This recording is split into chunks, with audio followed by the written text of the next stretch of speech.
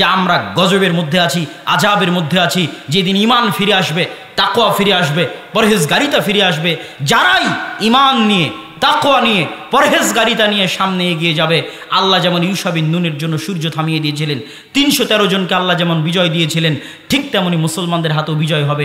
সুলতান সালাহুদ্দিন আইয়ুবী তিনিও অল্প সংখ্যক মানুষ নিয়ে জেরুজালেম বিজয় করেছেন, ফিলিস্তিন বিজয় করেছেন। কিন্তু ঈমান থাকা লাগবে, তাকওয়া লাগবে, পরহেজগারিতা লাগবে। জেরুজালেম মিছিল দিয়েও বিজয় করা সম্ভব নয়। এবং ওই রকম মা লাগবে, ওই রকম বোন লাগবে যারা এরকম সুলতান সালাহুদ্দিন আইয়ুবী জন্ম দিতে পারে, তারিক বিন জিয়াদ জন্ম দিতে পারে। কেননা বেহায়াপনা, বেলেল্লাপনা যখন সমাজে ছড়িয়ে পড়ে, বেপর্দা যখন সমাজে ছড়িয়ে পড়ে, তখন সেখানে পুরুষ জন্ম নিতে পারে না। মানে মায়ের বেটা সালাহুদ্দিন আইয়ুবী জন্ম নিতে পারে না। যা জন্ম নেবে সব নামে পুরুষ, কামে সব মহিলা। কথা বুঝতে পেরেছেন?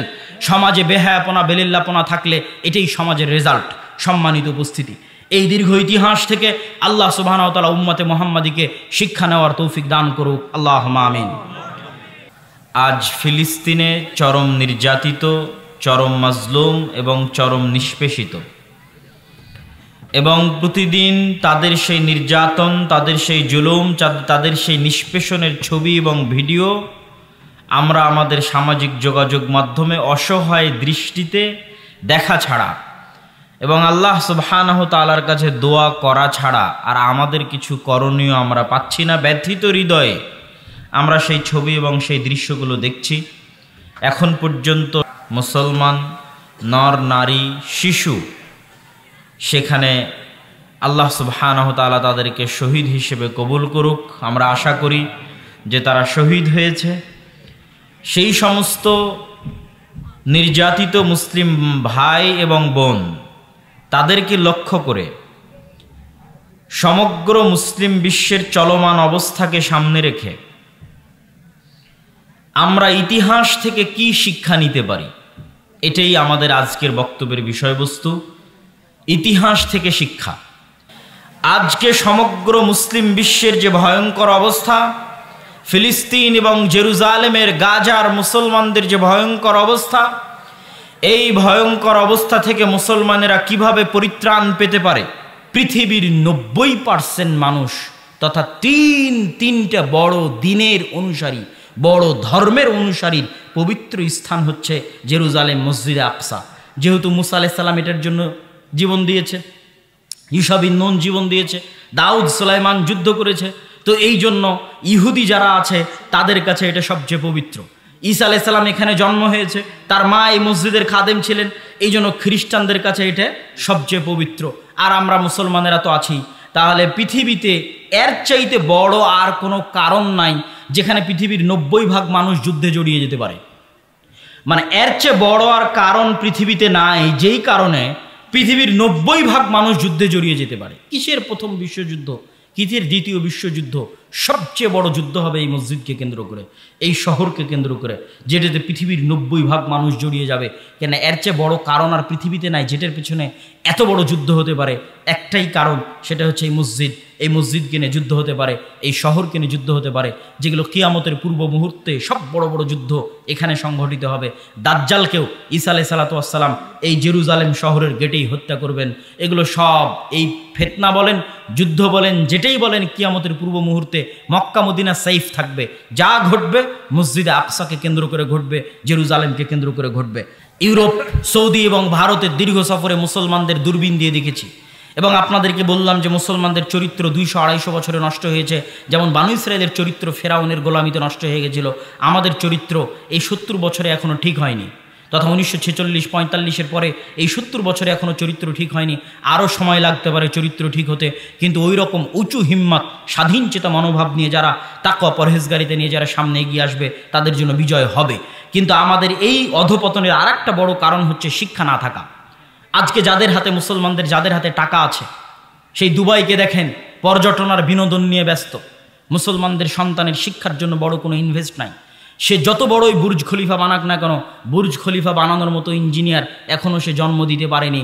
ওই চায়না, আমেরিকা থেকে ভাড়া করে নিয়ে আসা কোম্পানি, যত চুক্তি হয়, এই আরব বিশ্বের যতগুলো ধনী রাষ্ট্র আছে এদের বেশিরভাগ চুক্তিগুলো থাকে ওই সমস্ত আমেরিকান এবং যে কোম্পানিগুলো আছে চাইনিজ কোম্পানি তাদের কাছে, তথা তারা শিক্ষায় পিছিয়ে আছে তাদের চেয়ে 500 বছর। ইউরোপ এবং আমেরিকার চাইতে আমরা তো দরিদ্র দেশ, তৃতীয় বিশ্বের কান্ট্রি, যারা মুসলমানদের ধনী দেশ তারাও 500 বছর পিছিয়ে আছে। আর আমাদের দেশের রাষ্ট্রের কথা যদি বলেন, সরকারের হাতে টাকা থাকলে রাস্তাঘাট তৈরি করে, ব্রিজ কালভার্ট তৈরি করে, শিক্ষার জন্য কোনো বিনিয়োগ নাই সরকারের, যে শিক্ষার জন্য কিছু করলো, জ্ঞান গবেষণার জন্য কিছু করলো, আমাকে আপনাকে পড়ানোর জন্য কিছু করলো, আমাকে আপনাকে কিছু শিখানোর জন্য কিছু করলো, এরকম কোনো বড় প্রজেক্ট আপনি পাবেন না। কেননা আমরা যদি নাও পড়ি তবুও বিদেশে লেবারি করে টাকা পাবো, এটাতেই সরকারের চলবে, এটাতেই সরকারের দিন পার হবে রেমিটেন্স দিয়ে। সুতরাং আমরা পৃথিবীতে লেবার হিসেবেই থাকবো, এতে সরকারের কোনো আপত্তি নাই। এরকম অশিক্ষিত লেবার শ্রেণী তথা তাদেরকে গরু ছাগলের মতো হত্যা করা যায়। আজ মুসলমানদেরকে গরু ছাগলের মতো হত্যা করা কেন সম্ভব হচ্ছে? তার আরও একটা বড় কারণ, তাকওয়া পরহেজগারিতা, ঈমান তো নাই। আর একটা বড় কারণ হচ্ছে আমরা শিক্ষায় তাদের চেয়ে পিছিয়ে। এই জন্য আমাদেরকে গরু ছাগলের মতো তারা হত্যা করতে পারছে। মায়ানমারে দেখেন, রোহিঙ্গাদেরকে পশু পাখিও মনে করে না যখন তাদের বুকে গুলি চালায়। কেন? তাদের মধ্যে তাকওয়া পরহেজগারিতা, ঈমানের তো প্রশ্ন আছে, শিক্ষা নাই। আজ ঠিক যদি আপনার মসজিদ কমিটির কাছে আসেন, তাহলে মসজিদ কমিটি টাইলস বানিয়ে রেখেছে। কত মসজিদ এরকম নিবেন? 126টা মসজিদের মধ্যে, মসজিদে আল্লাহর কসম মসজিদে টাইলস লাগানো আছে, আল্লাহর কসম মসজিদে এসি লাগানো আছে, কিন্তু মসজিদে মক্তবের দিন শিক্ষার ব্যবস্থা নাই। কি বলবেন? তখন আমি বক্তব্যে বলেছি যে আপনার এই মসজিদ যদি আপনি স্বর্ণ দিয়ে বানিয়ে দেন, আর এই মসজিদের আশেপাশে তো সব জুয়াখোর আর মদখোরে ভরা, মসজিদ বানিয়ে দিলেন স্বর্ণ দিয়ে, আশেপাশে সব মুসলিম যুবক সন্তানেরা জুয়া, মোবাইলের জুয়া, বাইরের জুয়া, নেশা, বিড়ি, সিগারেট এগুলো নিয়ে ব্যস্ত। তো মসজিদে সালাত আদায় করতে আসবে কে? আপনার এই মসজিদ থেকে তো আগে দিন শিক্ষার ব্যবস্থা করতে হবে। তাহলে এসি টাইলস না থাকলেও খোলা মাঠে মানুষ সালাত আদায় করবে, ঈমান থাকলে খোলা মাঠে সালাত আদায় করবে। সম্মানিত উপস্থিতি, আল্লাহ সুবহানাহু ওয়া তাআলা পবিত্র কোরআন মাজিদে বলছেন, ইন্না আউওয়ালা বাইতুন উযিআ লিন-নাস বিবাক্কা, আসমানের নিচে জমিনের উপরে আল্লাহর ইবাদতের জন্য সর্বপ্রথম যে ঘর তৈরি করা হয়েছে সেই ঘর মক্কায়। রাসূলুল্লাহ সাল্লাল্লাহু আলাইহি ওয়াসাল্লামকে আবু যার আল-গিফারি রাদিয়াল্লাহু তাআলা আনহু জিজ্ঞেস করলেন, হে আল্লাহর রাসূল, আল্লাহর ইবাদতের জন্য পৃথিবীতে কোন ঘরটি সর্বপ্রথম তৈরি করা হয়েছে? রাসূলুল্লাহ সাল্লাল্লাহু আলাইহি ওয়াসাল্লাম উত্তরে বললেন, মক্কার কাবা। আবু যার গিফারি পুনরায় জিজ্ঞেস করলেন, সুম্মা আইয়ু, অতঃপর কোন ঘর? রাসূলুল্লাহ সাল্লাল্লাহু আলাইহি ওয়াসাল্লাম উত্তরে বললেন, আল মসজিদ আল আকসা। কাবার পরে পৃথিবীতে আসমানের নিচে আল্লাহর ইবাদতের জন্য দ্বিতীয় যে ঘর নির্মিত হয়েছে সেটা মসজিদ আকসা, সেটা বাইতুল মুকাদ্দাস। সাহাবী আল্লাহর নবীকে জিজ্ঞেস করলেন, কাম বাইনাহুমা, আল্লাহর নবী মসজিদ আকসা আর মক্কার কাবার মধ্যে পার্থক্য কত বছরের? রাসূলুল্লাহ সাল্লাল্লাহু আলাইহি ওয়াসাল্লাম উত্তরে বললেন, 40 আম, 40 বছরের ব্যবধান।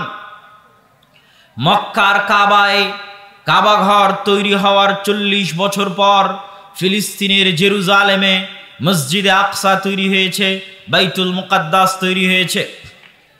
তৈরি ফেরেশতারাও করতে পারে, তৈরি আদম আলাইহিস সালাতু ওয়াস সালামও করতে পারে, তবে দ্বিতীয় তৈরি যেটা নূহের বন্যার পরে, নূহ আলাইহিস সালাতু ওয়াস সালামের মহাপ্লাবনের পরে দ্বিতীয় তৈরি ইব্রাহিম আলাইহিস সালাতু ওয়াস সালাম করেছেন মক্কা, এবং তার সন্তান ইসহাক এবং ইয়াকুব মিলে করেছেন মসজিদে আকসা।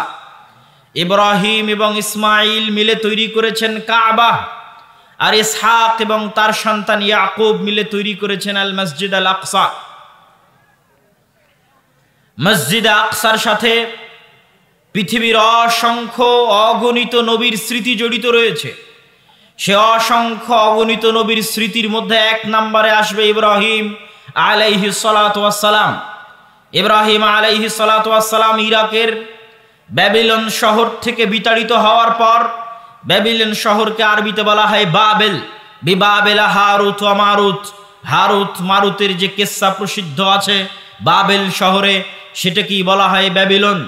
ইরাকের ব্যাবিলন নগরী থেকে বিতাড়িত হওয়ার পর ইব্রাহিম আলাইহিস সালাতু ওয়াস সালাম যেখানে আশ্রয় নিয়েছিলেন সেটা জেরুজালেম। আমার নবী মক্কা থেকে বিতাড়িত হওয়ার পর যেখানে আশ্রয় নিয়েছিলেন সেটা মদিনা। এই জন্য মদিনাকে বলা হয় দারুল হিজরা। মুহাম্মদ সাল্লাল্লাহু আলাইহি ওয়াসাল্লামের দারুল হিজরা মদিনা। আর ইব্রাহিম আলাইহিস সালাতু ওয়াস সালামের দারুল হিজরা জেরুজালেম।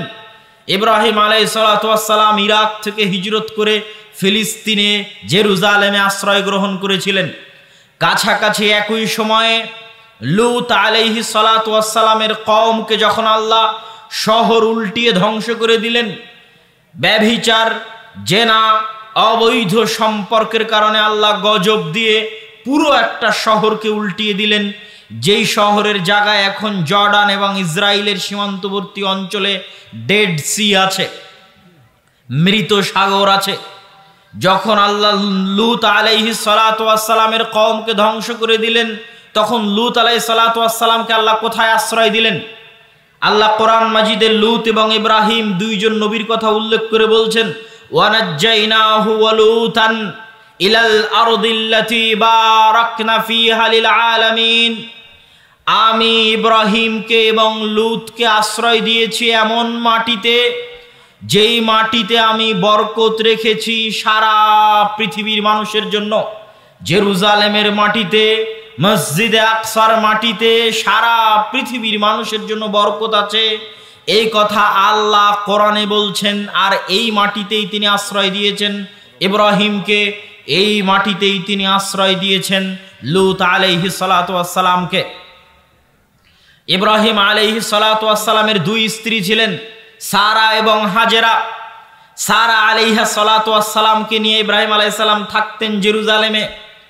আর আল্লাহর আরেক মসজিদ, পৃথিবীর ইতিহাসে আল্লাহর ইবাদতের জন্য নির্মিত প্রথম মসজিদ, সেই মসজিদের পাশে রেখে চলে আসলেন দ্বিতীয় স্ত্রীর সন্তান ইসমাইল এবং দ্বিতীয় স্ত্রী হাজেরাকে। তাহলে এট এ টাইম, একই সময়ে ইব্রাহিম আলাইহিস সালাতু ওয়াস সালামের বংশধরেরা আল্লাহর দুটা ঘর, যা পৃথিবীর ইতিহাসে প্রথম নির্মিত, এই দুটা ঘর আবাদ করছেন একই সাথে ইব্রাহিমের দুই সন্তান ইসহাক এবং ইসমাইল। ইব্রাহিম আলাইহিস সালাতু ওয়াস সালামের সন্তান ইসমাইল এবং তার বংশধরেরা আল্লাহর নবীর আগমনের আগ পর্যন্ত কাবা ঘরের খিদমত করতে থেকেছে প্রায় দীর্ঘ 4000 বছর, 3,500 বছর ইসমাইল এবং তার সন্তানেরা কাবা ঘরের খিদমত করেছে। আর ঈসা আলাইহিস সালাতু ওয়াস সালাম পর্যন্ত ইসহাকের সন্তানেরা মসজিদে আকসার খিদমত করেছে। ইব্রাহিম আলাইহিস সালামের দুই সন্তানকে আল্লাহ দুই মসজিদের জন্য বাছাই করে নিয়েছেন এবং দুই মসজিদের খেদমতের মাধ্যমে তাদের পরিবারে নবুয়ত দিয়ে রেখেছেন শেষ নবী আসা পর্যন্ত। যেখান থেকে একটা ছোট্ট জিনিস বোঝা যায়, আদর্শ পরিবার মসজিদের সাথে সম্পর্ক ছাড়া তৈরি করা সম্ভব নয়। ইব্রাহিমের পরিবার পৃথিবীর সবচেয়ে বড় এবং শ্রেষ্ঠ আদর্শ পরিবার। আপনি বলবেন তাহলে আমার নবী ইব্রাহিমের পরিবার। আমার নবী কার পরিবার? ইব্রাহিম আলাইহিস সালাতু ওয়াস সালামের পরিবার, রক্তে পরিবার, তার বাপ এবং তার দাদা রক্তে। ইব্রাহিমের সন্তান ইসমাইলের বংশধর হচ্ছে মুহাম্মদ সাল্লাল্লাহু আলাইহি সাল্লাম। তাহলে পৃথিবীর শ্রেষ্ঠ আদর্শ পরিবার তৈরি করেছিলেন ইব্রাহিম আলাইহিস সালাতু ওয়াস সালাম, যার পরিবারের মধ্যে আল্লাহ শেষ নবী পর্যন্ত সব নবী পাঠিয়েছেন। ইব্রাহিমের পরে আর কোনো বংশে আল্লাহ নবী পাঠাননি, আর কোনো গোত্রে আল্লাহ নবী পাঠাননি, সব নবী ইব্রাহিমের বংশে পাঠিয়েছেন। মানে শ্রেষ্ঠ পরিবার ইব্রাহিমের পরিবার। এই জন্য আল্লাহর নবী দোয়া করতেন, আল্লাহুম্মা সাল্লি আলা মুহাম্মাদিন ওয়া আলা আলি মুহাম্মাদ কামা সাল্লাইতা আলা ইব্রাহিম। হে আল্লাহ, আপনি মুহাম্মাদের উপর ওই পরিমাণ রহমত বর্ষণ করুন যেমন রহমত আপনি ইব্রাহিমের উপর বর্ষণ করেছেন। হে আল্লাহ, আপনি মুহাম্মাদের পরিবারের উপর ওই পরিমাণ রহমত এবং বরকত বর্ষণ করুন যেমন রহমত বরকত আপনি ইব্রাহিমের পরিবারের উপর বর্ষণ করেছেন। তাহলে কি বোঝা গেল? আল্লাহর নবী কামনা করছেন তার পরিবারের উপর ওই রকম রহমত বর্ষণ আসুক যেই রকম রহমত এবং বরকত আল্লাহ ইব্রাহিমের পরিবারে দিয়েছেন। তো ইব্রাহিমের পরিবার রহমত বরকত পেল কিভাবে? ইব্রাহিমের দুই সন্তান দুই মসজিদের খাদেম। আপনার ছেলেকে মসজিদের খাদেম বানিয়ে দিতে হবে, মসজিদে আজান দেওয়া শিখাতে হবে, মসজিদে ঝাড়ু দেওয়া শিখাতে হবে, তবেই আদর্শ পরিবার তৈরি হবে। ইব্রাহিমের আদর্শে আদর্শিত হবে, মুহাম্মদ সাল্লাল্লাহু আলাইহি ওয়াসাল্লামের আদর্শে আদর্শিত হবে। আমরা আলোচনা করছিলাম মসজিদ আকসা এবং জেরুজালেমের সাথে নবীদের সম্পর্ক। ইব্রাহিমের পরে ইসহাক, ইসহাকের পরে ইয়াকুব এবং ইয়াকুবের পরে ইউসুফ। ইব্রাহিমকে ইউরোপ এবং আমেরিকার লোক ইংরেজিতে বলে আব্রাহাম, ইসহাককে ইউরোপ এবং আমেরিকার লোক ইংরেজিতে বলে আইজ্যাক, ইয়াকুবকে ইউরোপ আমেরিকার লোক ইংরেজিতে বলে জ্যাকব, আর ইউসুফকে বলে জোসেফ। ওই একই নবী, ইতিহাসও কাছাকাছি, ঘটনাও কাছাকাছি, নামের উচ্চারণের পার্থক্য। ইউসুফ আলাইহিস সালাতু ওয়াস সালাম ভাইদের ষড়যন্ত্রে কুয়ায় নিক্ষিপ্ত হয়ে সেখান থেকে মিশরের বাজারে বিক্রি হয়ে গেলেন। ফিলিস্তিনের সাথে আজ যেমন মিশরের যোগাযোগ ভালো, আজ থেকে 5-6 হাজার বছর আগেও ফিলিস্তিনের সাথে মিশরের যোগাযোগ ভালো ছিল। এই জন্য ইউসুফ আলাইহিস সালাম ফিলিস্তিনের কুয়ায় পড়ে বিক্রি হলেন মিশরের বাজারে। মিশরের বাজারে বিক্রি হয়ে বাদশার বাড়িতে কাজ করে, লম্বা ঘটনা। অর্থমন্ত্রীর দায়িত্ব পাওয়ার পর ভাইদের সাথে পুনরায় যখন সাক্ষাৎ হলো, ভাইয়ের মাধ্যমে বাবা ইয়াকুবকে দাওয়াত দিলেন মিশরে। ইয়াকুব আলাইহিস সালাতু ওয়াস সালাম 70 জনের বিশাল পরিবার নিয়ে মিশরে চলে গেলেন ফিলিস্তিন থেকে। এই প্রথম ফিলিস্তিনের জেরুজালেম থেকে ইব্রাহিমের বংশের একটা শাখা ইসহাক এবং তার সন্তানেরা ফিলিস্তিন থেকে চলে গেলেন মিশরে। আজকেও গাজায় যদি আপনি ত্রাণ পাঠাতে চান, মিশরের রাস্তা ব্যবহার করেই পাঠাতে হবে। আদিকাল থেকে ফিলিস্তিনের সাথে মিশরের যোগাযোগ ভালো। মিশরে গেলেন ইউসুফ আলাইহিস সালাতু ওয়াস সালামের পরে 200-250 বছর যাবৎ বানু ইসরায়েলেরা ভালো ছিল। 200-250 বছর পর যখন ফেরাউনেরা ক্ষমতা দখল করে নিল, তখন আগের ক্ষমতা যার যার সাথে জোট ছিল, যে আগের সরকারের সাথে কাদের জোট ছিল, তো আগের সরকারের সাথে ইউসুফ আর তার পরিবার বানু ইসরায়েলের জোট ছিল। এই জন্য ফেরাউন ক্ষমতায় আসার পর আগের সরকারের সাথে যাদের জোট ছিল তাদেরকে হত্যা করতে লাগলো। তার পিছনে তার স্বপ্নও ছিল যে তার ক্ষমতা হারিয়ে যেতে পারে বানু ইসরায়েলদের কাছে। এটার কথা আল্লাহ কোরআনে বলছেন, ওয়াইজ নাজ্জাইনাকুম মিন আলি ফিরাউন ইয়াসুমুনাকুম সুআল আযাবি যাববিহুনা আবনাকুম ওয়াস্তাহিয়ুনা নিসাআকুম। এই বানু ইসরায়েলরা, তোমরা স্মরণ করো ওই দিনের কথা, স্মরণ করো ওই সময়ের কথা যখন ফেরাউনকে সাগরে ডুবিয়ে দিয়ে তোমাদের বাঁচিয়ে দিয়েছিলাম। কোন ফেরাউনকে সাগরে ডুবিয়ে দিয়েছিলাম? যেই ফেরাউন তোমাদের পুরুষ সন্তানদেরকে ধরে ধরে জবাই করত আর তোমাদের মেয়ে সন্তানদেরকে বাঁচিয়ে রাখত। কত লক্ষ কোটি পুরুষ সন্তানকে ফেরাউন জবাই করেছে আল্লাহ সুবহানাহু ওয়া তাআলা ভালো জানে। তবে আজকে যারা ফেরাউনের উত্তরসূরি, তারা মুসলমানদের শিশুদেরকে ফিলিস্তিনে তাদের বমের এবং তাদের গুলির নিশানা বানিয়ে ইচ্ছা করে পুরুষ সন্তানদেরকে, শিশু সন্তানদেরকে হত্যা করা হচ্ছে। ঠিক যেভাবে ফেরাউন ইচ্ছা করে পুরুষ সন্তান এবং শিশু সন্তানকে হত্যা করত, আজকেও তাই করা হচ্ছে। একই অবস্থা, একই ঘটনা ইতিহাসের সাথে প্রতি পাতায় পাতায় মিলবে। আমরা জেরুজালেমেরই ঘটনা বলবো, ফিলিস্তিনেরই ঘটনা বলবো, কিন্তু আপনার মনে হবে যেন আজকে সংঘটিত হচ্ছে। সেই কালে সংঘটিত হয়েছিল বানু ইসরায়েলের সাথে, আজকে ঘটতেছে বানু ইসমাইলের সাথে। ইসমাইল আলাইহিস সালাতু ওয়াস সালামের বংশে মোহাম্মদ, উম্মতে মোহাম্মদী বানু ইসমাইল সেই কালে সংঘটিত হয়েছিল বানু ইসরায়েলের সাথে, আজকে ঘটতেছে বানু ইসমাইল মুসলমানদের সাথে। তারাও তাদের যুগে মুসলমান ছিল। প্রত্যেক নবী নিজ নিজ যুগে যে দিন নিয়ে এসেছেন সেই দিনের নাম ইসলাম, এই জন্য তারাও মুসলমান ছিল, বংশে বানু ইসরাইল। সম্মানিত উপস্থিতি, তো আমরা বলছিলাম ঠিক ওই ভয়ঙ্কর মুহূর্তে 400 বছর পর ইউসুফ আলাইহিস সালাতু ওয়াস সালামের 300 থেকে 400 বছর পর মুসা আলাইহিস সালামের আগমন। মুসা আলাইহিস সালাম আসলেন কোথায়? মিশরে। বানু ইসরায়েলের মধ্যে আল্লাহ তাকে কৌশলে ফেরাউনের ঘরে লালন পালন করে ফাইনাল যেই দিন তিনি পালিয়ে যাচ্ছেন, ফেরাউন পিছন থেকে ধাওয়া করতেছে, লোহিত সাগরে আল্লাহ রাস্তা তৈরি করে দিলেন, 12টা রাস্তা। লোহিত সাগরে ফেরাউন ডুবে মারা গেল। মুসা আলাইহিস সালাতু ওয়াস সালাম মিশর থেকে লোহিত সাগর পার হয়ে কোথায় যাচ্ছিলেন? মিশর থেকে লোহিত সাগর পার হয়ে তিনি যাচ্ছিলেন জেরুজালেমে, ফিলিস্তিনে, শামে। কেন যাচ্ছিলেন? তিনি মূলত পালিয়ে যাচ্ছিলেন না, তিনি ফিরে যাচ্ছিলেন।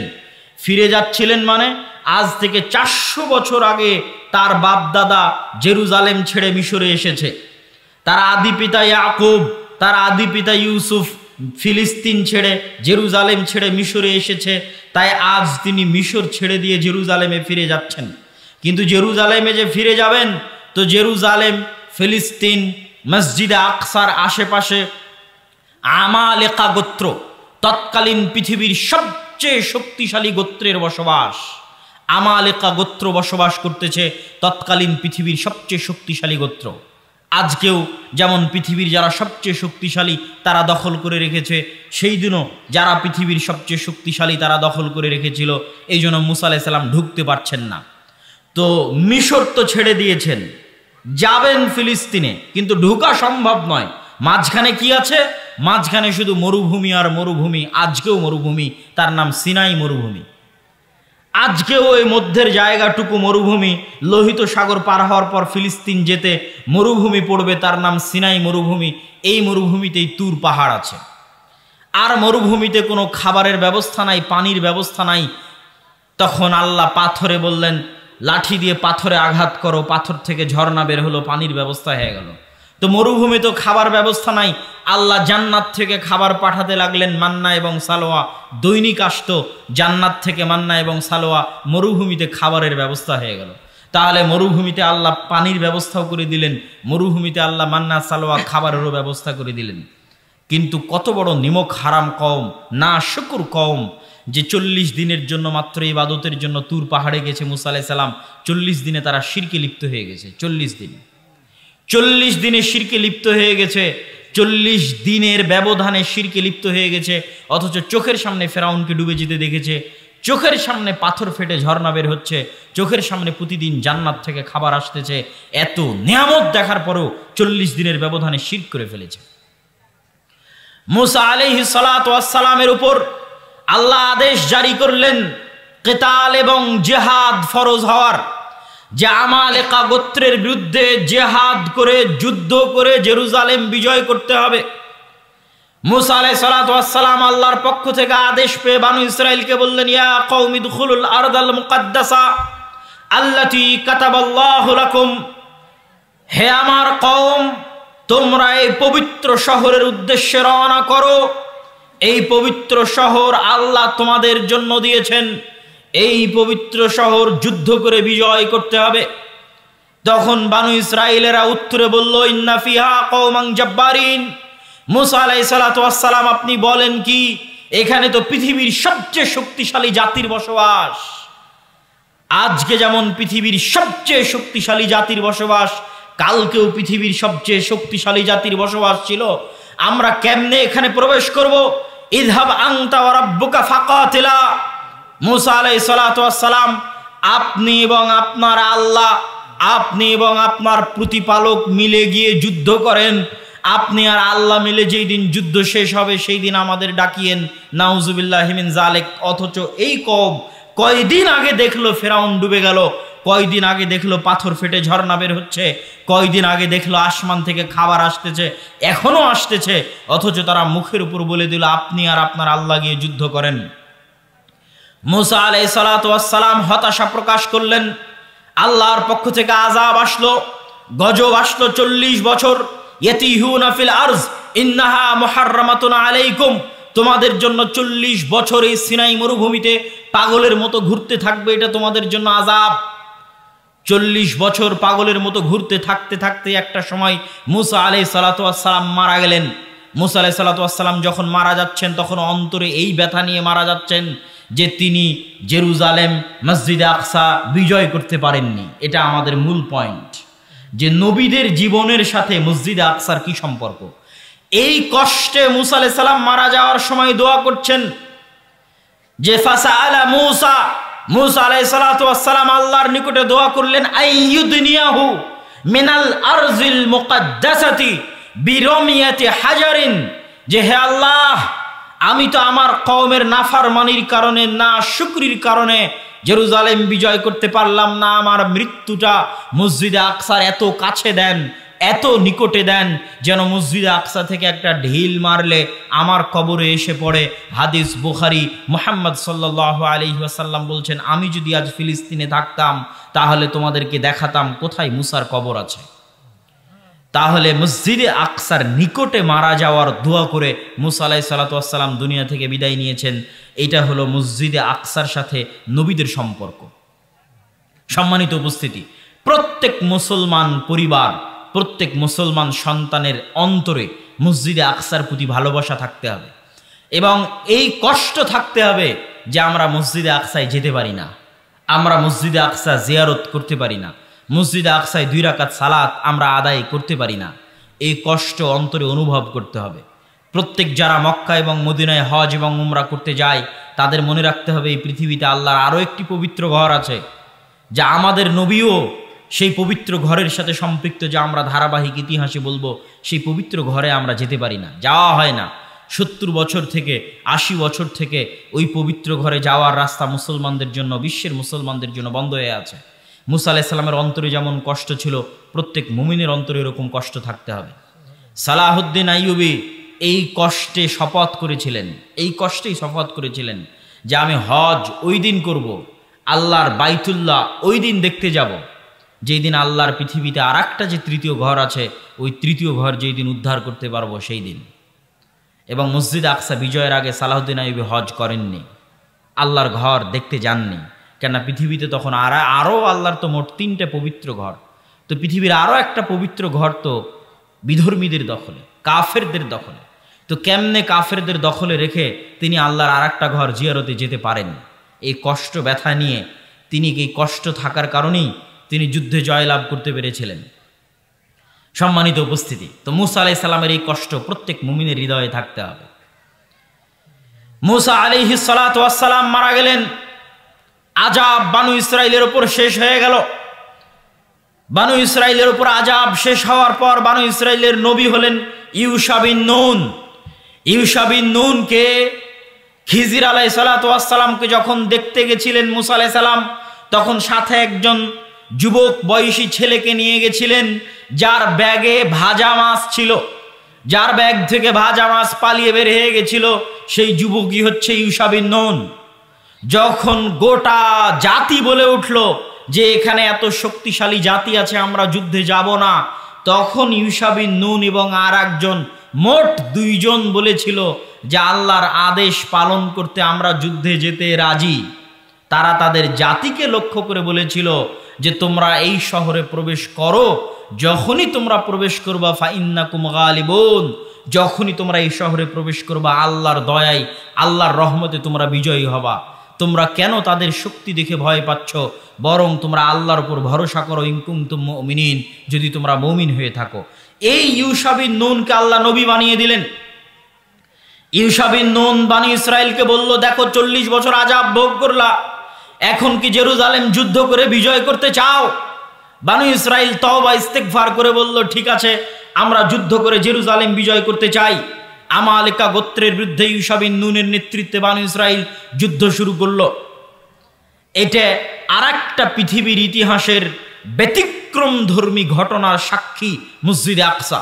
পৃথিবীর ইতিহাসের একমাত্র ব্যতিক্রম ঘটনার সাক্ষী মসজিদে আকসা, যেটা এখন বলতে যাচ্ছি। ইউশা বিন নুন বানু ইসরাইলদের নিয়ে যুদ্ধ করছেন। যুদ্ধ যখন জয় জয়, তখন শুক্রবার বিকেল। শুক্রবারের দিন দোয়া কবুল হয়। কোন সময়ে কবুল হয়? মুহাদ্দিসগণ বলেছেন আসর পর। কেন? তার কারণ এটা, আসর পর একজন নবীর দোয়া কবুল হয়েছিল শুক্রবারের দিন, তিনি হচ্ছেন ইউশা বিন নুন। ইউশা বিন নুনের দিনে শনিবারে যুদ্ধ নিষিদ্ধ, আর শুক্রবার সূর্য ডুবলেই শনিবার শুরু হবে। যেমন রমাজানে আগের রাতে সূর্য ডুবলেই তারাবি শুরু হয়, তেমন শুক্রবার সূর্য ডুবলেই শনিবার শুরু। মানে শনিবার শুরু হলেই তৎকালীন শরীয়ত অনুযায়ী যুদ্ধ বন্ধ। তাহলে আবার রবিবারে যুদ্ধ শুরু করতে করতে যে আর জয় হবে তার তো কোনো গ্যারেন্টি নাই। এখন যে গতি আছে, এই গতিতে যুদ্ধ চালিয়ে গেলে জয় হওয়া সম্ভব। ইউশা বিন নুন পড়ে গেলেন বিপদে। একদিকে সামনে শরীয়তের নিষেধাজ্ঞা যে সূর্য ডুবলে যুদ্ধ বন্ধ করো, আর একদিকে দেখতে পাচ্ছেন যে যুদ্ধে আমরা জিতছি, আর 1 ঘন্টা যুদ্ধ চালালে আমরা যুদ্ধে জিতবো, আর 2 ঘন্টা যুদ্ধ চালালে যুদ্ধে জিতবো, কি করবেন? এরকম এক ভয়ঙ্কর পরিবেশে তিনি আল্লাহর কাছে দোয়া করলেন। আল্লাহর কাছে দোয়া করতে গিয়ে ইউশা বিন নুন সূর্যকে লক্ষ্য করে বললেন, ইন্নাকি মা'মুরাহ, এই সূর্য তুমি আল্লাহর আদেশে আদিষ্ট। ওয়া আনা মা'মুরুন, আর আমি ইউশা বিন নুন আল্লাহর আদেশে আদিষ্ট। আল্লাহুম্মা বাসহা আলাইনা, হে আল্লাহ আপনি এই সূর্যকে থামিয়ে দিন, যেন আমরা জেরুজালেম বিজয় সম্পূর্ণ করতে পারি, মসজিদে আকসা বিজয় সম্পূর্ণ করতে পারি। তাই আপনি আজকে সূর্যকে থামিয়ে দিন। আমার নবী মুহাম্মদ সাল্লাল্লাহু আলাইহি ওয়াসাল্লাম বলেন, ইন্নাশ শামসা লাম তুহবাস লিআইয়ি বাশারিন, আসমান এবং জমিন সৃষ্টি করার পরে পৃথিবীতে কোনোদিন আল্লাহ সূর্যকে দুনিয়ার কোনো মানুষের জন্য থামিয়ে দেননি। একমাত্র ইউশা বিন নুনের জন্য আল্লাহ সূর্যকে থামিয়ে দিয়েছিলেন, যাতে তারা মসজিদে আকসা বিজয় করতে পারে। বলেন আল্লাহু আকবার।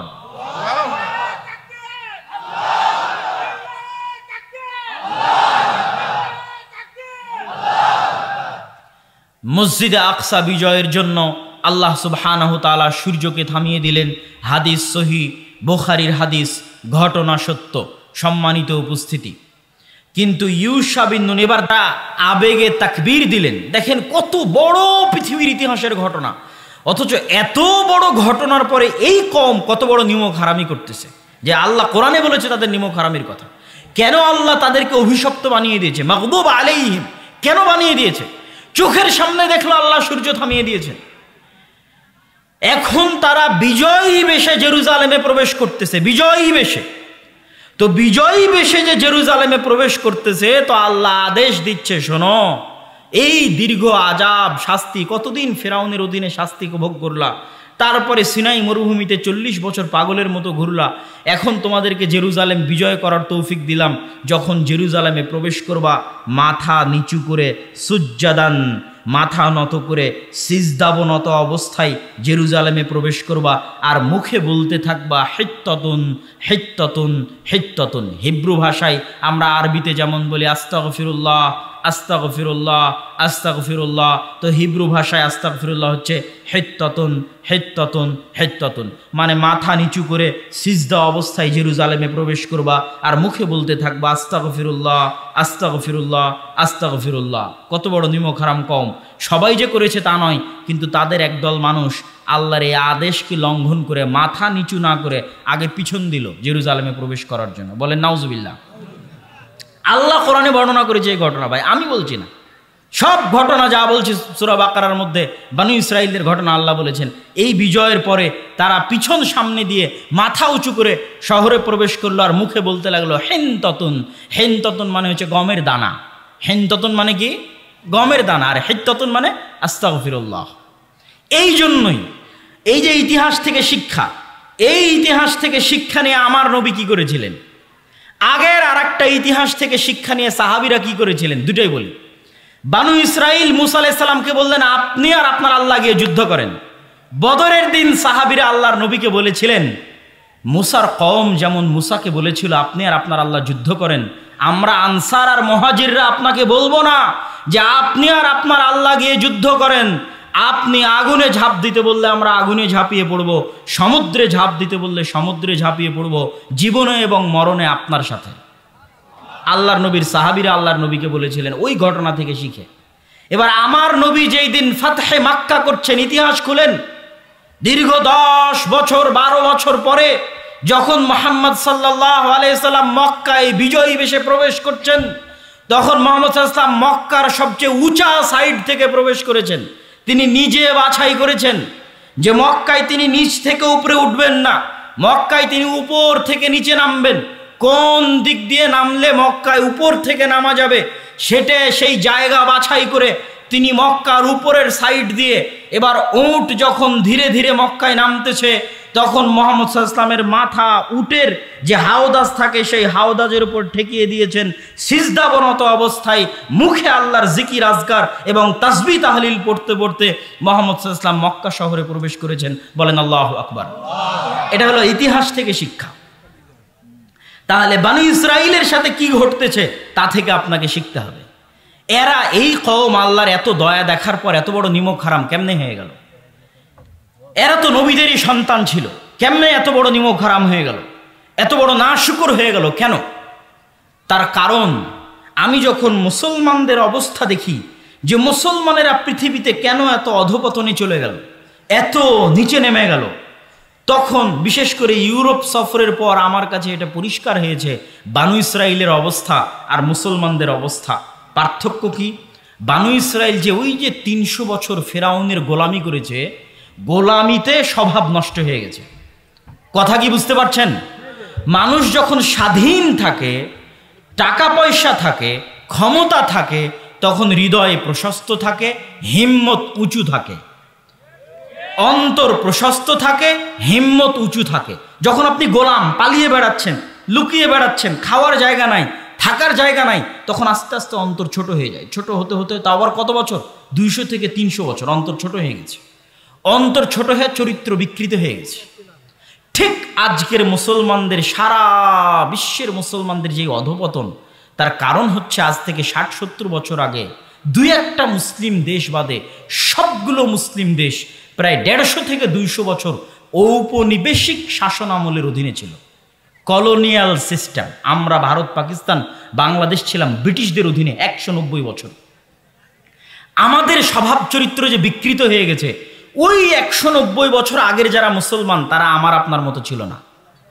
ওই ১৯০ বছর আগের মুসলমানের হিম্মত ছিল, হৃদয় প্রশস্ত ছিল, লক্ষ্য স্থির ছিল। আমাদের চরিত্র বিকৃত হয়ে গেছে ১৯০ বছরে।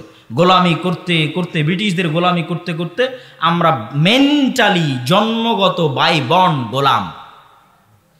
আমরা এখনো ভারত, পাকিস্তান, বাংলাদেশের মুসলমানেরা জন্মগত গোলাম। ওই ১৯০ বছরের ট্রমা, কেউ যখন দেখে যে তার চোখের সামনে খুব ভয়ঙ্কর কিছু ঘটেছে, ও ট্রমায় ভুগে। তো মুসলমানেরা ওই ১৯০ বছর গোলামির ট্রমা থেকে বের হতে পারেনি। এটা আরো অনুভব করলাম কখন? যখন দেখলাম যে ফ্রান্সের রাজধানী প্যারিসের আইফেল টাওয়ারের সামনে রাত ১২টা-১টায় যারা সিগারেট খাচ্ছে সবই মুসলমান, যারা মদ এবং জুয়া খেলতেছে সবই মুসলমান। তো ওরা একটাও ইন্ডিয়া, পাকিস্তান, বাংলাদেশের মুসলমান নয়। তাহলে কোথাকার মুসলমান? ওই ফ্রান্স যেই দেশ শাসন করত ঔপনিবেশিক শাসন আমলে, ওই দেশের মুসলমান। আলজেরিয়া, মরক্কো, নাইজেরিয়া তথা আফ্রিকান কান্ট্রি ফ্রান্স শাসন করত। ফ্রান্স, ইতালি, স্পেন এরা আফ্রিকান কান্ট্রিগুলোকে ভাগ করে নিয়েছিল। তো ওদের চরিত্র এদের শাসনে বিকৃত হয়ে গেছে। এদের অধীনে ওরা ১৯০-২০০ বছর থেকেছে। এখন ওই ট্রমা থেকে ওরা বের হতে পারেনি, কেন? গোলাম। আমরা ১৯০ বছর গোলাম ছিলাম, এখনো আমরা ওই ট্রমা থেকে বের হতে পারিনি। আমাদের চরিত্র এই জন্য বিকৃত। তো ওরা ৩০০ বছর গোলাম ছিল ফেরাউনের, এই জন্য সকাল সন্ধ্যা নিমক হারামি করতেছে, ছোট লোকের মতো কথা বলতেছে নবীর সাথে আর আল্লাহ সুবহানাহু তাআলার সাথে। আমাদের অবস্থাও আজ অনুরূপী। সম্মানিত উপস্থিতি, এবার আমরা দেখব দ্বিতীয়বার জেরুজালেম বিজয়ের ঘটনা আর এক নবীর হাতে। তার নাম দাউদ। দাউদ আলাইহিস সালাতু ওয়াস সালামের নাম শুনেছেন? দাউদ আলাইহিস সালাতু ওয়াস সালামের হাতে জেরুজালেম বিজয়ের ঘটনা আল্লাহ কয়েক পৃষ্ঠা যাবত সূরা বাকারার মধ্যে বর্ণনা করেছেন। আল্লাহ সুবহানাহু ওয়া তাআলা শুরু করেছেন সূরা বাকারার ২৪৩ নম্বর আয়াতে, আর গিয়ে শেষ করেছেন প্রায় বলা চলে ২৫২-৫৩ নম্বর আয়াতে গিয়ে আল্লাহ সুবহানাহু ওয়া তাআলা শেষ করেছেন পুরো ২ পৃষ্ঠা। দাউদ আলাইহিস সালামের জেরুজালেম বিজয়ের ঘটনা আল্লাহ বলেছে। শুরু কিভাবে? এই যে ইউশা বিন নুনের হাতে জেরুজালেম বিজয় হলো, তারপরেও যে তারা আল্লাহর আদেশ অমান্য করলো, এইভাবে আল্লাহর আদেশ তারা অমান্য করতে থেকেছে। তখন আল্লাহ তাদের উপর আযাব দিয়েছে। আযাবে তারা জেরুজালেম থেকে বিতাড়িত হয়ে গেছে। আযাবে তারা জেরুজালেম থেকে বিতাড়িত হয়ে গেছে। দেখেন, আজকে আপনাদের বলতে এবং ভাবতে কষ্ট লাগলেও আমরা মুসলমানেরা আযাবের মধ্যে আছি। কিসের মধ্যে আছি?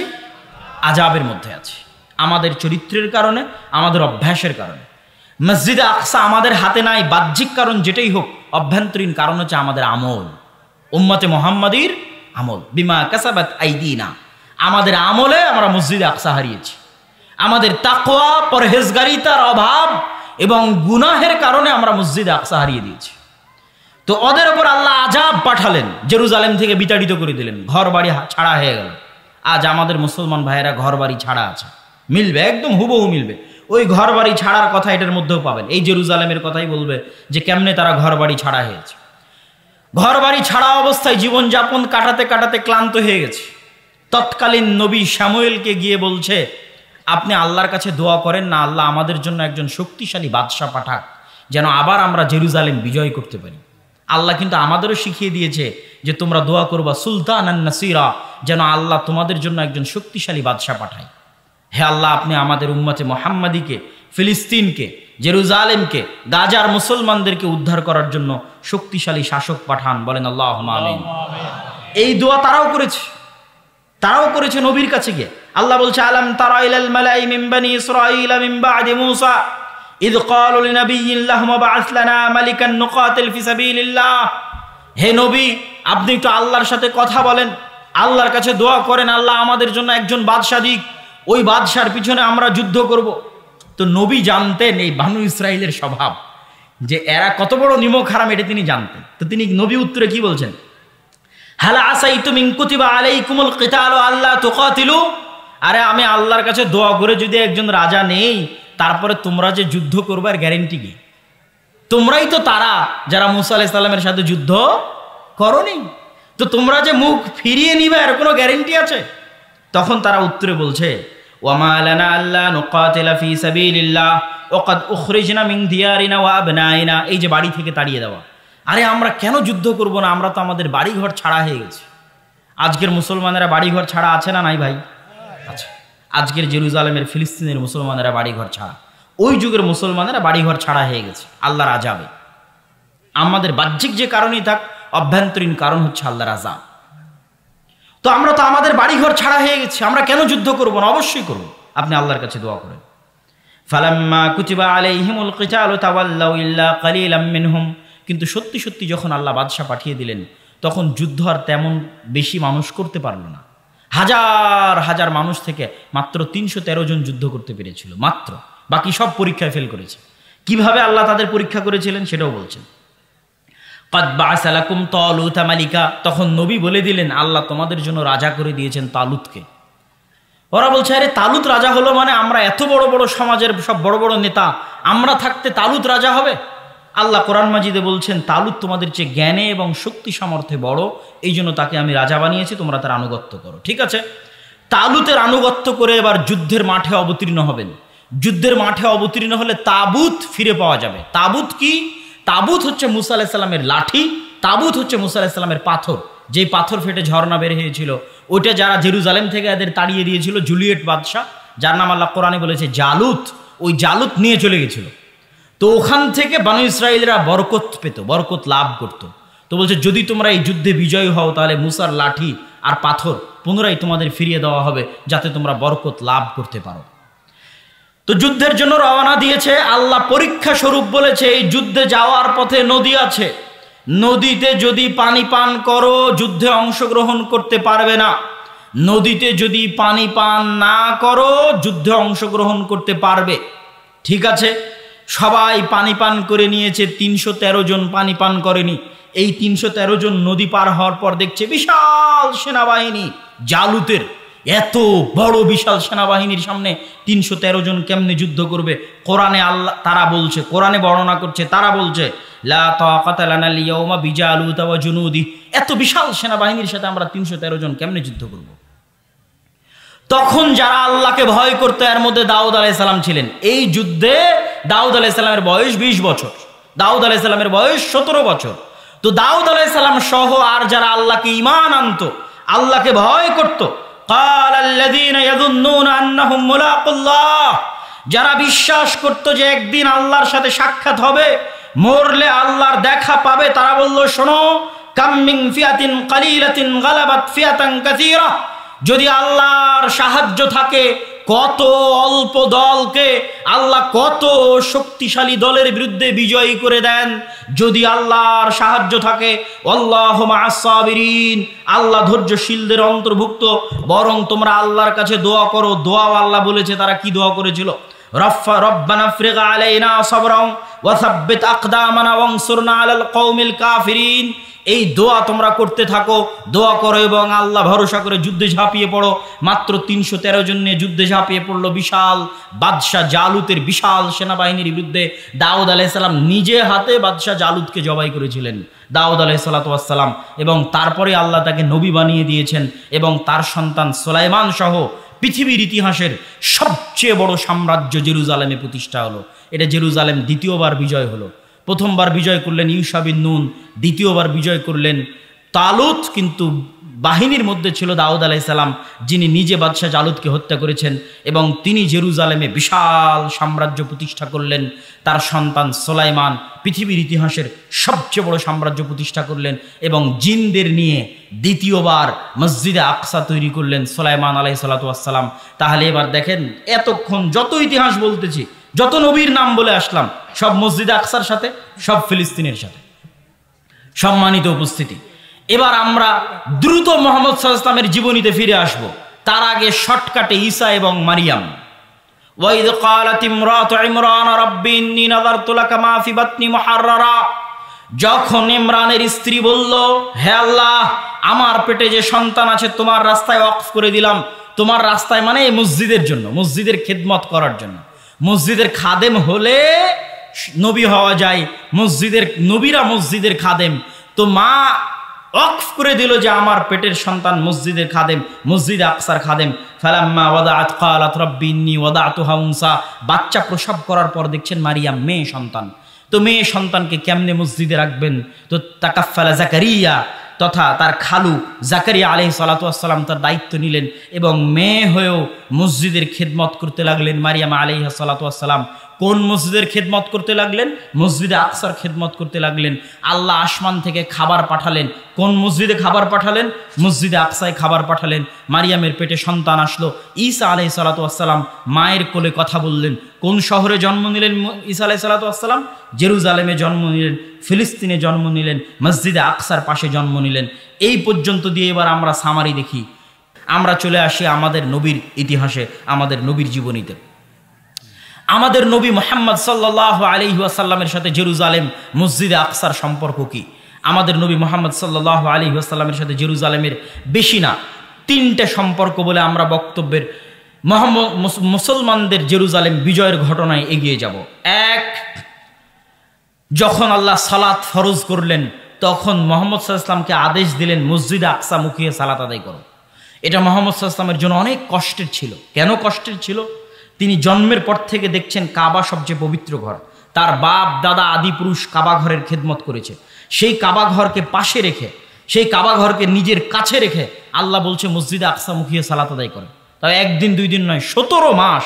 কদ নারা তাকাল্লুবা ওয়াজহিকা ফিস সামা।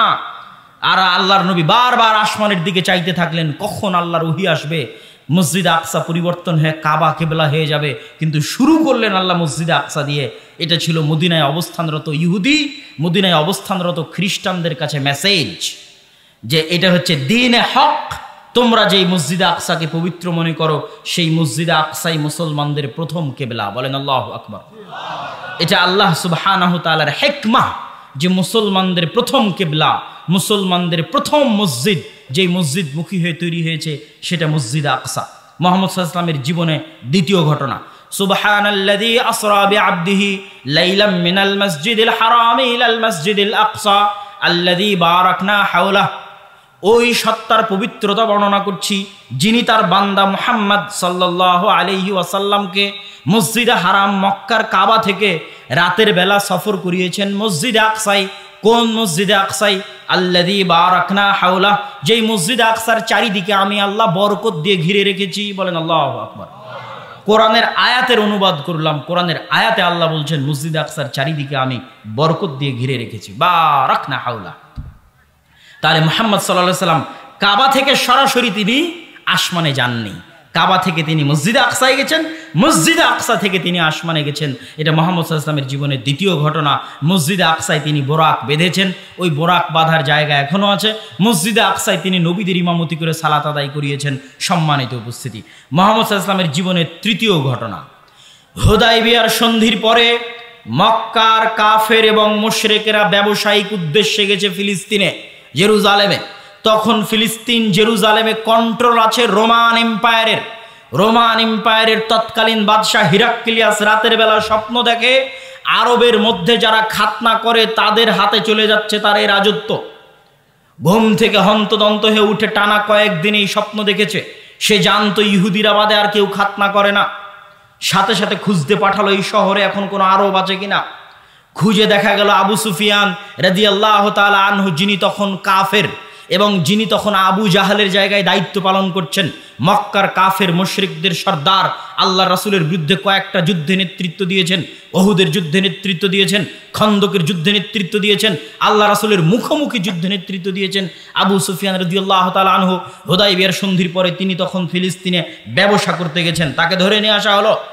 রোমান বাদশাহ হিরাক্লিয়াস তাকে জিজ্ঞেস করতে লাগলেন, ঘটনা শোনাও। তিনি বললেন, ঘটনা এই। তখন রোমান বাদশাহ হিরাক্লিয়াস কয়েকটা প্রশ্ন করলো, তার মধ্যে দুটা প্রশ্ন করে আমরা বক্তব্য সামনের দিকে এগিয়ে নিয়ে যাব।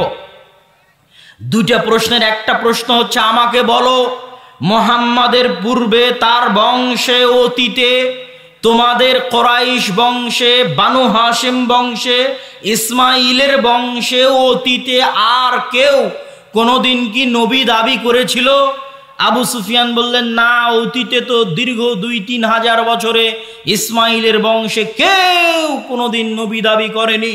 বাদশাহ হিরাক্লিয়াস বললেন, যদি আগে কেউ নবী দাবি করে থাকতো আমি বলতাম মুহাম্মদ সাল্লাল্লাহু আলাইহি ওয়াসাল্লাম অন্যের দেখা দেখি নিজে নবী দাবি করেছে। অতীতে যেহেতু ইসমাইলের বংশে কেউ নবী দাবি করেনি, অতএব এটা বলার সুযোগ নাই যে মুহাম্মদ দেখা দেখি নবুয়তের দাবি করেছে। এবার আমাকে শোনাও, তোমাদের বংশে বানু ইসমাইলে, কুরাইশে, বানু হাশিমে কেউ কি কোনোদিন রাজা বাদশাহ ছিল? আবু সুফিয়ান উত্তরে বলছে, না, আমাদের বংশে কেউ তো কোনোদিন রাজা বাদশাহ ছিল না। বাদশাহ হিরাক্লিয়াস বলছে, যদি বলতে যে মুহাম্মাদের অতীতে সাল্লাল্লাহু আলাইহি ওয়াসাল্লাম কেউ কোনোদিন রাজা বাদশাহ ছিল, তাহলে আমি বলতাম নিজের বাপদাদার রাজত্ব ফিরে পাওয়ার জন্য নবুয়তের ভান ধরেছে। কিন্তু আগে তো কেউ রাজা বাদশাহ ছিল না, তাহলে ভান ধরার তো প্রয়োজন নাই, তাহলে ঘটনা কিছু আছে। তারপরে একের পর এক জিজ্ঞাসা যখন শেষ, তখন বাদশাহ হিরাক্লিয়াস ঘোষণা করতেছে। কে ঘোষণা করতেছে? তৎকালীন বিশ্বের সবচেয়ে শক্তিশালী এম্পায়ারের রাষ্ট্রপ্রধান। মনে করেন আজকের পৃথিবীর সবচেয়ে শক্তিশালী রাষ্ট্র যদি আমেরিকা হয়, তাহলে আমেরিকার রাষ্ট্রপ্রধান কোথায় বসে ঘোষণা করতেছে? জেরুজালেমে মসজিদে আকসার পাশে বসে ঘোষণা করতেছে। কার সামনে ঘোষণা করতেছে?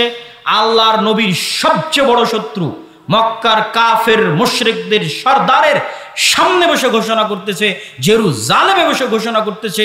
তৎকালীন বিশ্বের সবচেয়ে বড় এম্পায়ারের শাসক ঘোষণা করতেছে, আবু সুফিয়ান তুমি যা বললে তা যদি সত্য হয়, তাহলে মাউযিআ কাদামাইয়া তাহতা মাউযিআ কাদামাইয়া, আমার পায়ের নিচে যে মাটি আছে এই মাটি একদিন মুহাম্মাদের অনুসারীদের দখলে চলে যাবে।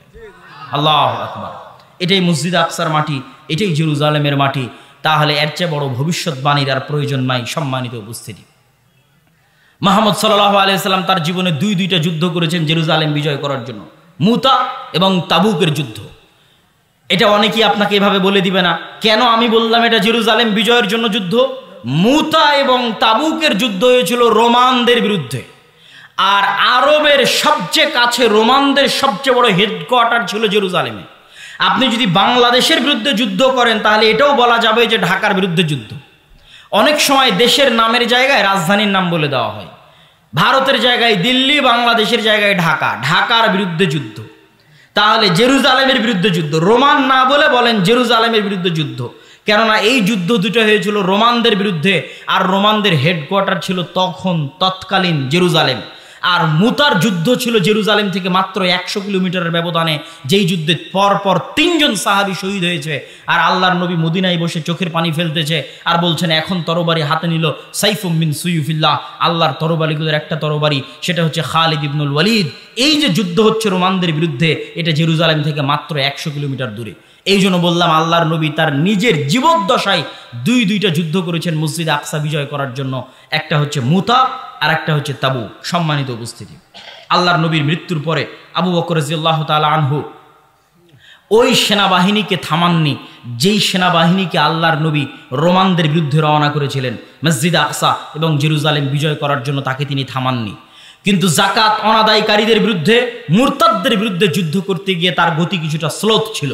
ওমর রাদিয়াল্লাহু তাআলা আনহু ক্ষমতা পাওয়ার পরে জেরুজালেম বিজয় করার জন্য, মসজিদ আকসা বিজয় করার জন্য, পৃথিবীর ইতিহাসের সবচেয়ে বড় যুদ্ধ জেরুজালেম বিজয়ের জন্য মুসলমানদের যে বড় বড় দুইটা যুদ্ধ, একটা সালাহুদ্দিন আইয়ুবী যুদ্ধ করেছিলেন হিত্তিনে, আর একটা এখন ওমর রাদিয়াল্লাহু তাআলা আনহুর খেলাফত আমলে হচ্ছে ইয়ারমুকের যুদ্ধ। ইয়ারমুকের যুদ্ধে রোমানদের সেনাবাহিনীর সদস্য ছিল 3 লক্ষ, আর ইয়ারমুকের যুদ্ধে মুসলমানদের সদস্য ছিল মাত্র 12,000। এটা হচ্ছে মসজিদে আকসা বিজয় করার জন্য সবচেয়ে বড় যুদ্ধ। তৎকালীন প্রধান সেনাপতি আবু উবাইদা ইবনুল জাররাহ, আগের সেনাপতি ছিল খালিদ বিন ওয়ালিদ। ওমর রাদিয়াল্লাহু তাআলা ক্ষমতায় এসে খালিদ বিন ওয়ালিদকে তার পদ থেকে পদচ্যুতি করান। পদচ্যুতি করে প্রধান সেনাপতির দায়িত্ব দেন আবু উবাইদা ইবনুল জাররাহকে। যদিও খালিদ বিন ওয়ালিদ মুজাহিদ হিসেবে যুদ্ধ করছে, সাধারণ ডেপুটি, সে প্রধান army chief, deputy army chief হিসেবে যুদ্ধ করতেছে, আর প্রধান আর্মি চিফ হচ্ছেন আবু উবাইদা ইবনুল জাররাহ। সম্মানিত উপস্থিতি, এই বিশাল যুদ্ধের আগে আবু উবাইদা ইবনুল জাররাহ চিঠি লিখলেন ওমর রাদিয়াল্লাহু তাআলা আনহুকে লক্ষ্য করে, আমিরুল মুমিনিন, আজকে 3 লক্ষ রোমান বাহিনীর বিরুদ্ধে মাত্র 12,000 মুসলমান নিয়ে যুদ্ধ করা সম্ভব নয়। যদি বাই চান্স যুদ্ধে পরাজয় হই, মুসলমানদের ইমান দুর্বল হয়ে যাবে, অনেক দুর্বল ইমানের মানুষ মুরতাদ হয়ে যাবে, অনেক দুর্বল ইমানের মানুষ ইসলাম থেকে মুখ ফিরিয়ে নিবে। অতএব এই যুদ্ধে হারা যাবে না, এই যুদ্ধে পরাজিত হওয়া যাবে না। আপনি মদিনা থেকে অতিরিক্ত সেনাবাহিনী পাঠান, মদিনা থেকে অতিরিক্ত মুজাহিদ পাঠান, না হলে আমরা এই যুদ্ধে পুরো পরাজিত হয়ে যেতে পারি। বিশাল 3 লক্ষ বাহিনীর সামনে 12,000 সেনাবাহিনী দিয়ে কিছুই করা সম্ভব নয়। ওমর রাদিয়াল্লাহু তাআলা আনহু ওই চিঠির উল্টা পিঠে লিখে পাঠালেন, লা তুহাউবিলান্নাকা কাসরাতাল রোম ওয়ালা তুহাউবিশান্নাকা কিল্লাতাল মুসলিমিন। তোমাদেরকে যেন ভীত সন্ত্রস্ত না করে রোমানদের সংখ্যাধিক্য, তোমাদেরকে যেন দুশ্চিন্তাগ্রস্ত না করে মুসলমানদের সংখ্যায় অল্প হওয়া, বরং জেনে রাখো আল্লাহ যার সাথে আছে তারাই সংখ্যাধিক্য, আল্লাহর সাহায্য যাদের সাথে আছে তারাই সংখ্যাধিক্য, আর আল্লাহর সাহায্য যাদের সাথে নাই তারা সংখ্যায় যতই বেশি হোক না কেন তারা সংখ্যায় অল্প, তারা যতই শক্তিশালী হোক না কেন তারা দুর্বল, তারা যতই শক্তিশালী হোক না কেন তারা দুর্বল। অতএব আল্লাহর সাহায্য তোমাদের সাথে আছে। তোমরা সংখ্যায় 12,000 হলেও তোমরাই শক্তিশালী, তোমরা সংখ্যায় 12,000 হলেও তোমরাই সংখ্যাধিক্য। অতএব তোমরা সামনের দিকে এগিয়ে যেতে থাকো। ওমর রাদিয়াল্লাহু তাআলা আনহু অতিরিক্ত কোনো মুজাহিদ, অতিরিক্ত কোনো সেনাবাহিনী না পাঠিয়ে চিঠির উল্টা পিঠে আদেশ দিয়ে পাঠালেন। সম্মানিত উপস্থিতি, আবু উবাইদা ইবনুল জাররাহ এই চিঠি হাতে পেয়ে চিন্তাগ্রস্ত হয়ে গেলেন। 12,000 সেনাবাহিনী নিয়ে কিভাবে 3 লক্ষ সেনাবাহিনীর বিরুদ্ধে যুদ্ধ করবেন? চিন্তাগ্রস্ত হয়ে যাওয়ার পরে তিনি খালিদ বিন ওয়ালিদের সাথে পরামর্শ করছেন। খালিদ বিন ওয়ালিদ পরামর্শ দাও, আমিরুল মুমিনিন খলিফাতুল মুসলিমিন কাউকে পাঠাননি, আমরা 12,000 মানুষ কেমনে 3 লক্ষের বিরুদ্ধে যুদ্ধ করব? খালিদ বিন ওয়ালিদ বললেন, আবু উবাইদা ইবনুল জাররাহ, আপনি যদি কিছু মনে না করেন আমি একটা কথা বলি, আমার কথা আপনি রাখবেন। আবু উবাইদা ইবনুল জাররাহ বললেন, বলো খালিদ। খালিদ বিন ওয়ালিদ, বলো কি কথা? খালিদ বিন ওয়ালিদ বললেন, যেহেতু আমিরুল মুমিনিন কোনো সাহায্য পাঠায়নি, আজকের ইয়ারমুকের যুদ্ধের দায়িত্বটা আপনি আমাকে দিয়ে দেন। আপনি যদিও কাগজে কলমে প্রধান সেনাপতি, কিন্তু আজকে ইয়ারমুকের যুদ্ধে আমি খালিদ বিন ওয়ালিদ প্রধান সেনাপতির দায়িত্ব পালন করব। আমার এই কথাটুকু যদি আপনি রাখেন তাহলে আমাকে প্রধান সেনাপতির দায়িত্ব দিয়ে দেন। আবু উবাইদা ইবনুল জাররাহ বললেন, ঠিক আছে, কোনো সমস্যা নাই, খালিদ তুমি প্রধান সেনাপতির দায়িত্ব পালন করো। ইয়ারমুকে 6 দিন যুদ্ধ হয়েছে, 6 দিন যুদ্ধ করার পরে আল্লাহ সুবহানাহু ওয়া তাআলা মুসলমানদের বিজয় দিলেন।